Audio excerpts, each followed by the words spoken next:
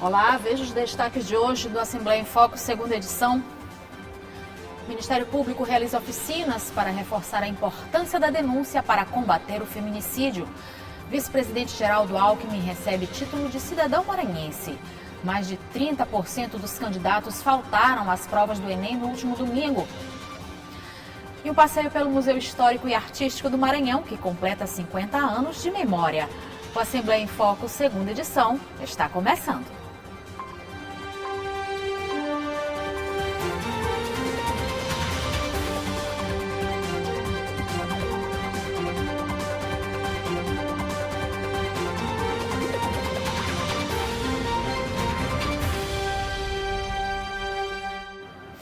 Hoje, 13 de novembro, é o Dia Estadual de Combate ao Feminicídio, uma data criada para estimular debates e a conscientização sobre a importância de denunciar esse tipo de crime. O Ministério Público Estadual realizou uma oficina sobre medidas protetivas para quem sofre ameaças de violência. A oficina sobre medidas protetivas online, iniciativa do Ministério Público, aconteceu em alusão ao Dia Estadual de Combate ao Feminicídio, previsto na Lei 10.700/2017.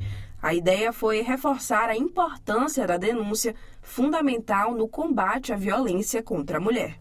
Muita coisa você pode fazer de sua casa hoje. A medida protetiva também. Porque às vezes essa mulher não tem dinheiro para pagar o transporte, não tem com quem deixar os filhos, está acuada, monitorada por esse agressor. E no próprio celular ela consegue fazer o pedido, e isso vai ser explicado nessa oficina, porque os alunos, eles são os nossos multiplicadores nos nossos lares. E o diferencial da medida protetiva do Ministério Público é que eles terceiros também podem denunciar. A oficina é sobre uma nova modalidade de denúncia, a online. Aqui o público feminino e também estudantes de escolas estaduais e privadas estão tendo a oportunidade de aprender um pouco mais do passo a passo para como denunciar nessa nova modalidade. Lembrando que a denúncia online é tanto para as vítimas como também para terceiros que agora têm o dever de contribuir. Para nós, alunos, ficar sabendo desse novo meio para denunciar o feminicídio, né? Então, é muito importante porque muitas das vezes a gente fica sabendo e não tem um recurso, né, para denunciar, então é uma forma mais acessível, né? A divulgação dos canais dá continuidade ao trabalho em conjunto da Delegacia da Mulher, do Ministério Público e do Governo do Estado. A denúncia pode ser feita presencialmente na Casa da Mulher Brasileira, mas os canais virtuais, como o da Delegacia Online e o site do Ministério Público, dão mais agilidade para quem quer romper o ciclo de violência. Ela é essencial, ela é fundamental para que outras pessoas também despertem essa consciência de que não é apenas uma decisão individual da mulher de tomar atitude e pedir ajuda. As pessoas que estão ali por perto, elas também têm que se movimentar, uma vez que a maioria das mulheres que estão numa relação violenta não conseguem se movimentar por opressão, por medo e por uma série de outros fatores. Daí a importância das pessoas se envolverem, se importarem com as dores dessas mulheres e pedirem ajuda antes que seja tarde demais. A expectativa das autoridades é dar acesso à mulher que não consegue ou tem dificuldade de sair de casa aos canais de denúncia e ainda estender a rede de apoio e alerta em torno das vítimas a toda a sociedade. Nós não temos direito de ir e vir, porque dois fatores: o homem mata a mulher, ciúme e não aceita a separação, traduzindo, machismo. E é isso que nós queremos, nos reeducar juntamente com essa turma jovem. O consórcio Alumar anunciou mais investimentos no Maranhão. E durante a solenidade, o vice-presidente da República, Geraldo Alckmin, recebeu o título de cidadão maranhense, proposto pela presidente da Lema, a deputada Iracema Vale. A solenidade marcou o anúncio de resultados e investimentos do consórcio Alumar no Maranhão e a entrega do título de cidadão maranhense ao vice-presidente da República e ministro do Desenvolvimento, Geraldo Alckmin. O título de cidadão maranhense foi concedido a Geraldo Alckmin por iniciativa da presidente da Assembleia Legislativa, deputada Iracema Vale, com o apoio de todos os parlamentares. Hoje, ao concedermos ao senhor, nosso vice-presidente Geraldo Alckmin, o título de cidadão maranhense, estamos reconhecendo não apenas sua trajetória de servidor público exemplar, mas também sua contribuição para o progresso de todos os brasileiros, de forma especial do nosso querido e amado povo maranhense. Essa honraria é um gesto de gratidão. Além do homenageado e da presidente da Alema, o evento contou com a presença do governador Carlos Brandão, deputados estaduais, do prefeito de São Luís, Eduardo Braide, deputados federais, secretários de Estado, do ministro do Esporte, André Fufuca, vereadores e de representantes da indústria. Na ocasião, o vice-presidente e ministro de Estado também recebeu o título de cidadão ludovicense. A Câmara Municipal tem a grande honra de conceder a maior honraria, que é o título de cidadão ludovicense. A partir de hoje, Vossa Excelência é filho da Ilha do Poço, da famosa Ilha do Amor. Em seguida, o presidente da Alcoa anunciou os dados de investimento do consórcio Alumar no Maranhão. Desde o religamento da produção das empresas, em abril de 2022, foram investidos mais de R$1 bilhão e até 2024 serão R$3 bilhões, com estimativa de geração de mais de 5.540 empregos.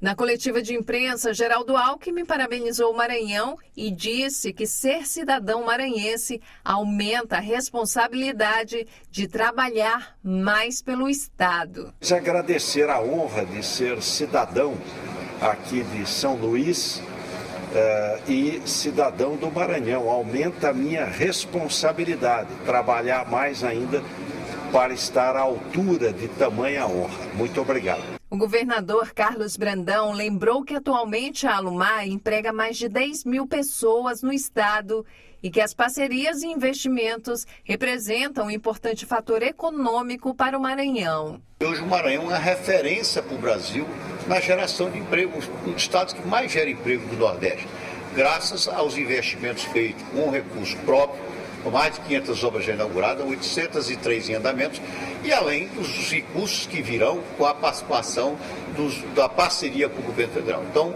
é motivo de alegria, de comemoração e de entusiasmo por mais de R$1 bilhão que virão no ano que vem. E segundo o diretor operacional da Alumar, são parcerias que promovem desenvolvimento econômico, social e sustentável para o Estado. Seguimos forte com a sustentabilidade da nossa relação com o meio ambiente, sustentabilidade e desenvolvimento das nossas comunidades, e assim contribuímos e ganhamos todos. Então são investimentos necessários para que tenhamos a continuidade e a perenidade das nossas operações.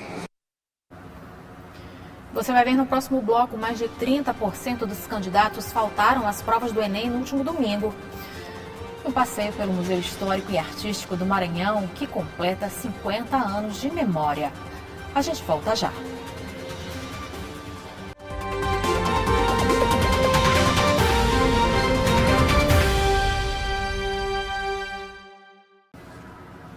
No último domingo, foram realizadas as provas do Exame Nacional do Ensino Médio em todo o país.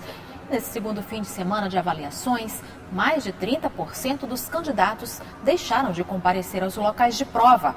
O gabarito oficial dos 2 dias de prova vai estar disponível para os participantes amanhã. De acordo com o Instituto Nacional de Estudos e Pesquisas Educacionais, o INEP, 68% dos 3,9 milhões de estudantes inscritos fizeram a segunda etapa do Exame Nacional do Ensino Médio. As provas foram realizadas no domingo, dia 12 de novembro, e foram aplicadas avaliações de ciências da natureza e matemática. A abstenção foi de 32%, a mesma do segundo dia da edição de 2022. 859 inscritos não conseguiram concluir a prova por problemas logísticos, como questões climáticas, emergências médicas, interrupções de energia ou de água. 2.217 pessoas foram eliminadas por cometer infrações. Entre elas, portar equipamentos eletrônicos, se ausentar antes do horário permitido, utilizar impressos, não atender orientações dos fiscais. No Maranhão, alunos de 79 municípios fizeram as provas, um total de 5.367 salas para acomodar os participantes. Dos 165.769 inscritos, 53.090 faltaram. O gabarito oficial dos 2 dias de prova estará disponível para os participantes no dia 14 de novembro. Os estudantes que se sentiram prejudicados por algum motivo podem solicitar a reaplicação da prova. O pedido deve ser feito por meio da página do participante, de 13 a 17 de novembro. A reaplicação acontecerá nos dias 12 e 13 de dezembro. E começaram hoje as inscrições do programa Minha Renda do governo do Maranhão. O programa vai distribuir 3.000 carrinhos para a venda de alimentos e bebidas em eventos, além de capacitar todos os beneficiários, que devem receber ainda uma bolsa incentivo de R$ 500 para a compra das mercadorias. O Minha Renda tem o objetivo de promover a inclusão socioprodutiva de pessoas em situação de vulnerabilidade. Por isso, 20% das vagas são reservadas para pessoas com deficiência e mulheres vítimas de violência doméstica ou intrafamiliar. As inscrições podem ser feitas até a próxima sexta-feira pelo site sedes.ma.gov.br. E agora vamos saber como fica o tempo amanhã. Ananda Fontinelli traz a previsão para esta terça-feira. Boa noite, Ananda. Oi, Eli, boa noite para você que está em casa. Vamos conferir a previsão do tempo para terça-feira.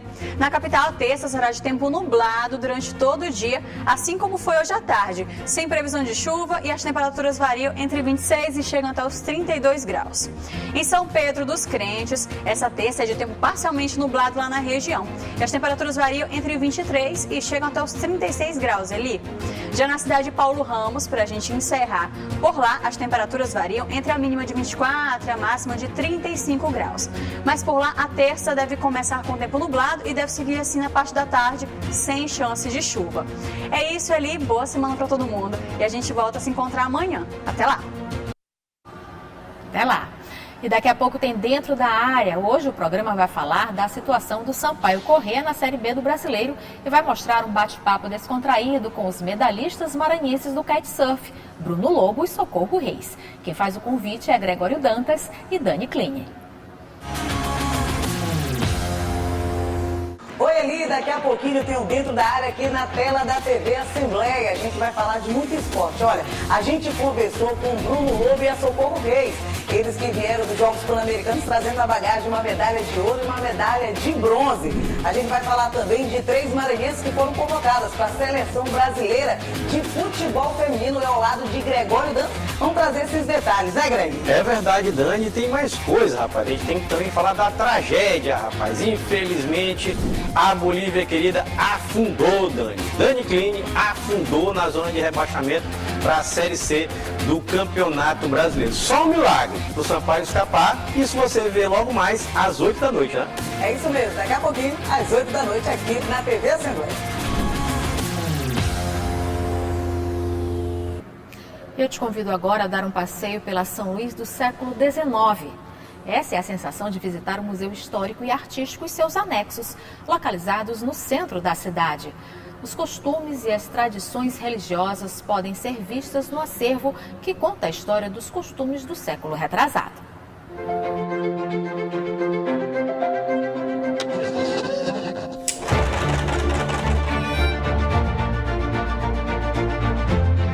O prédio secular fica localizado em uma das ruas mais tradicionais do centro de São Luís, a Rua do Sol. Dentro e fora do casarão colonial, 50 anos de história em espaços internos e no exuberante jardim. O MAN é atualmente o museu mais antigo em funcionamento do estado do Maranhão. O MAN completa agora em 2023 50 anos de existência. A história do MAN começa no final da década de 60 com o esforço, a criação da lei que criou o Museu Histórico. Na década de 70, em 1973, o MAN foi finalmente inaugurado num esforço de intelectuais da época que juntaram acervos, inclusive o Josué Montello, que era diretor do Museu Nacional, ele fez uma imensa campanha com as famílias locais para arrecadar mobiliário, louças, móveis, objetos e uma dezena de outras coisas que nós encontramos aqui no MAN. O MAN, ele reúne a memória, da família e da aristocracia e da identidade do Maranhão no século XIX. A casa em que nós nos encontramos é uma casa que pertenceu a uma família de grandes produtores de algodão, a família do Gomes de Souza. É um imóvel preservado do século XIX. Dentro do Museu Histórico, nós temos a Casa Histórica, a parte de cima, que é a nossa exposição permanente, que conta com móveis, com documentos, com mobiliário do século XIX, artigos de arte sacra, diversas representações do que seria uma casa de uma família aristocrática do século XIX. Em ambientes que nos arrastam para outras épocas, conhecer o Museu Histórico e Artístico é como fazer uma viagem no tempo. No circuito expositivo do Museu Histórico e Artístico do Maranhão, inaugurado em 1973, pode ser observado o mobiliário do século XIX e o quadro de um dos integrantes da família Gomes de Souza, representante da elite maranhense da época que viveu no casarão onde hoje é o MAN. Este turista diz que o Museu Histórico é um patrimônio privilegiado de conhecimento. Eu estou achando muito interessante, não só o museu, mas a cidade toda. Eu vim de São Paulo e, estou sabendo também que estão sendo comemorados 50 anos do museu, então estou achando muito interessante, é muita história, é muito conhecimento, é muito nosso Brasil, Sala de visita, escritório típico do fim do século XIX, uma enorme varanda digna de um palácio medieval. Neste outro espaço, uma galeria com fotografias de personalidades do Maranhão. O museu guarda também uma sala dedicada a cristais e porcelana. Uma casa de época que até hoje retrata a vida e os costumes de um passado glorioso do estado. A importância da visitação aqui no museu, a gente conhecer a nossa história, do nosso povo, do nosso estado e trazer outras pessoas, outros turistas para conhecer a nossa história. Pouca gente sabe, mas o MAN possui ainda diversos anexos que reúnem a memória e identidade do Maranhão no século XIX. A gestora do museu e anexos nos contou parte da história de alguns desses espaços sagrados. O primeiro local visitado foi a Capela São José das Laranjeiras, construída em 1613, também no centro da cidade.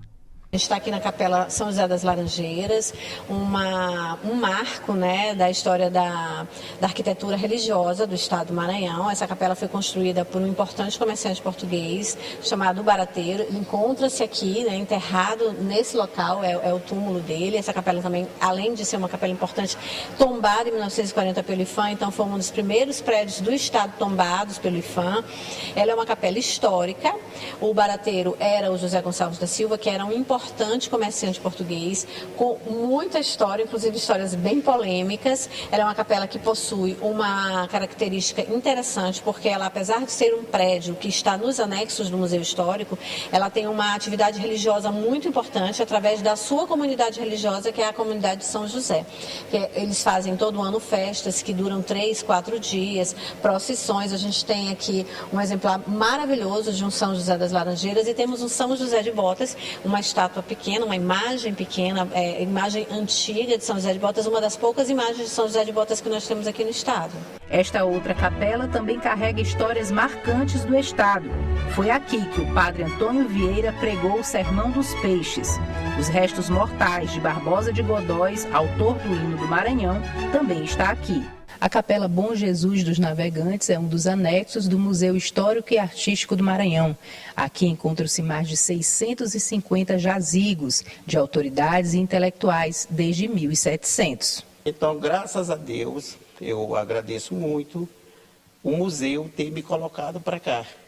Porque, como eu já conhecia antes participava aqui da Irmandade. Então, hoje, para mim, foi uma coisa que encaixou, entendeu? Porque eu conheço tudo aqui dentro, aprendi muito com outros membros que estão aqui e outras pessoas que contribuíam no período da Quaresma. Então, muitos já se foram e hoje só está resumido a 3. É uma capela que também coloca como demonstra a importância quando você imagina que aqui tinha uma das mais importantes instituições e irmandades religiosas, que era a Capela Bom Jesus de Navegantes. Era uma instituição religiosa extremamente importante, que fazia procissões que marcaram a vida religiosa do Maranhão no século XVIII, século XIX. Hoje em dia é uma instituição religiosa que está em declínio por conta mesmo da idade que os seus participantes têm, mas não deixa de ser uma história interessantíssima, tá? Com relação à religiosidade católica maranhense dos séculos passados. Descobrir o Museu Histórico e Artístico do Maranhão e seus anexos é mais do que receber uma lição de história. É sensação de pertencimento. É perceber que o tempo se encarrega de fazer suas próprias mudanças, unindo passado, presente e futuro.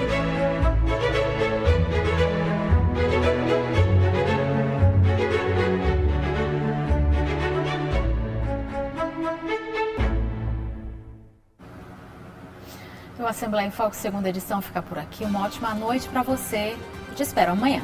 Até lá.